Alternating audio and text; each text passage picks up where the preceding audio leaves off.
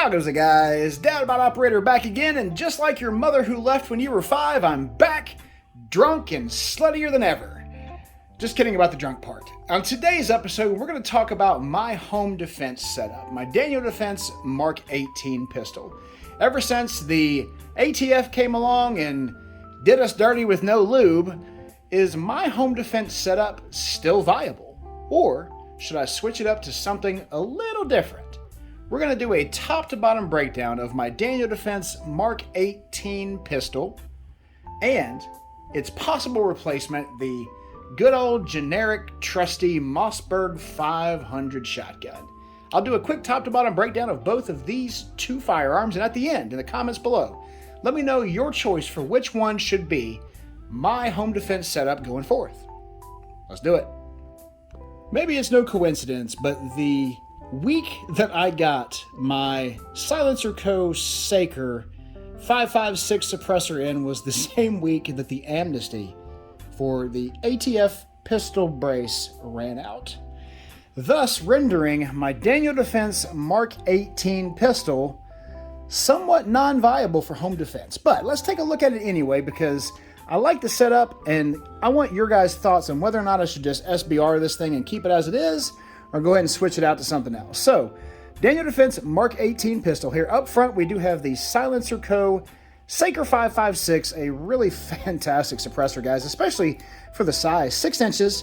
Ooh, about removed a suppressor on YouTube and would therefore be sentenced to the dark zone. Good thing I caught that. Silencer Co. Saker 5.56 sitting up top. It really is a top-notch suppressor, especially for under $1,000.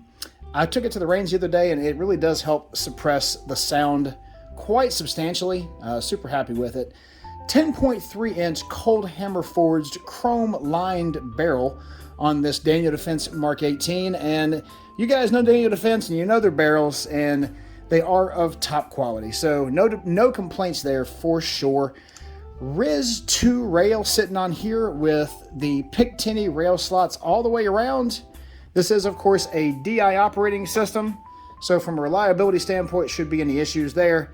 A little front heavy now that that brace has been taken off, but still wieldable, hard word to say. Surefire scout light sitting up front with touchpad. Got the tie wraps in motion here to ensure that the cable management system is in place, also known as tie wraps. Coming on down here, we have the aim point T2. It's not just pricey for a reason, guys. These are the absolute bomb-proof red dots on the market. I think this one is a little under $800 now, but still one of the higher end from a price standpoint dots. Aluminum housing on it, quick detach as far as the mounting system that came from Aimpoint, actually, and it's a really decent little mounting system for it.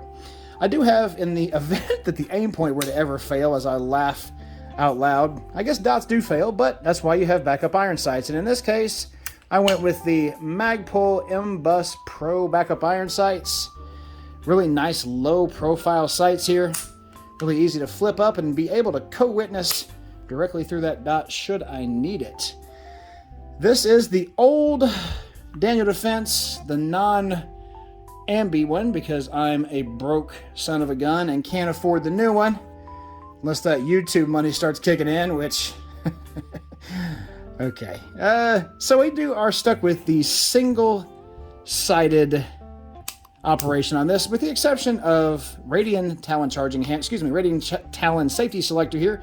We do have our bolt catch and release, some K&S anti-walk pins. On the other side, we have our mag release with a nice cage, and the other side of the Radian Talon safety selector. It is nice that that side is a little shorter, especially if you're right-handed, because whenever you do go to actually utilize the firearm, you can see it is not in the way of your firing digit there, which is pretty nice. Do have the Daniel Defense grip and rip charging handle sitting up top. I saw no need to switch it out because it is actually quite nice in terms of charging handles, so no need to spend extra money there if you don't need to. Law Tactical folder on here does help keep it nice and compact. I mean, it's my personal defense weapon, so it's not like it's going anywhere. I've heard a lot of you guys in the comments also say that I should take that off. Tell me why. I'm really genuinely curious to know why you guys are so down on the Law Tactical folders. I know that you can't fire them once they've been opened, or at least you're only going to fire it once. But other than that, why should I take that off? Let me know why. Excuse me, not take that off. Don't take the buffer tube off. That would be a really bad idea. We do have our trigger, which is just a LWRC polished nickel trigger, kind of like a mil-spec trigger, but a little better than the Daniel Defense grainy crap that they give you. Which for $2,000, you'd think they'd give you a nicer trigger, but they sure don't. This is mil-spec, so we're at about 6 pounds. I'm using some snap caps, guys, so don't panic. Clean, crisp, not much of a wall, but again, using snap caps, so don't panic. The reset on it is pretty nice. Of course, your Daniel Defense rubberized grip furniture there. Obviously no stock on this one because it is a pistol, but as you can see, the top to bottom setup of the Daniel Defense Mark 18 is custom built for home defense, quite honestly. 5.56 round is going to be capable enough inside of a home environment. Suppressor to make sure that I'm able to hear after the event at some point in time, if need be.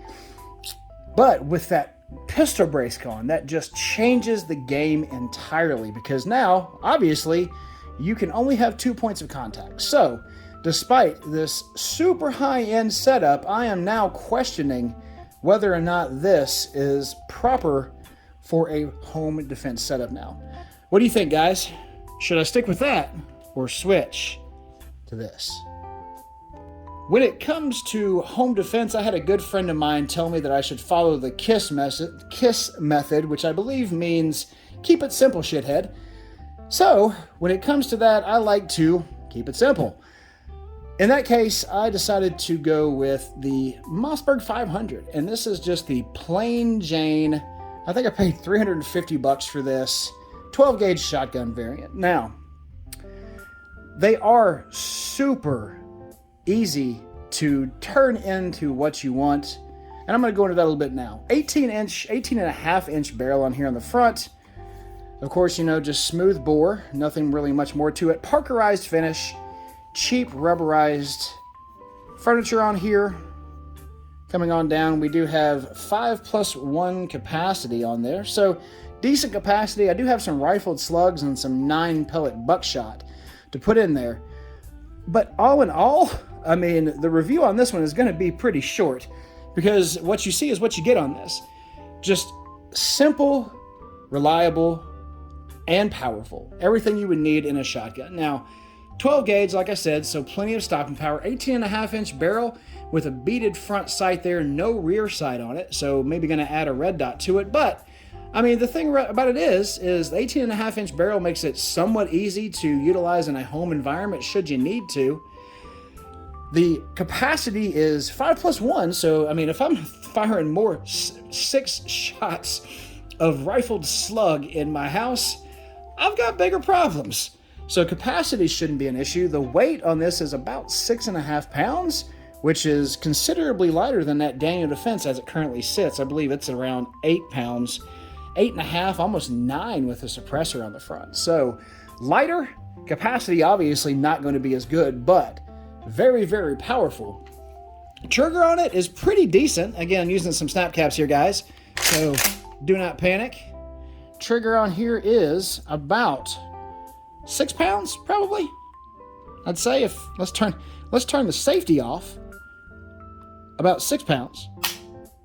So nice, solid trigger on here, and just an all-around good gun. Now the upgrades you can do, obviously, you can put a different cocker guy on the front. I forget what that thing is called as I'm recording, and I like to do these in one take, so I'm not taking it back. You guys put what the actual name of that is in the comments below for me, but that can be replaced with an M-lock variant so that I can stick a flashlight on there.